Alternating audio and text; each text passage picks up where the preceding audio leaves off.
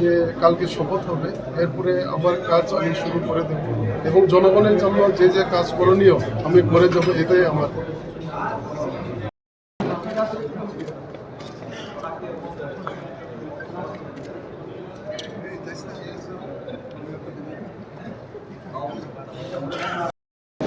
যে কালকে শপথ হবে, এরপরে আমার কাজ আমি শুরু করে দেব এবং জনগণের জন্য যে যে কাজ করণীয় আমি করে যাব, এটাই আমার।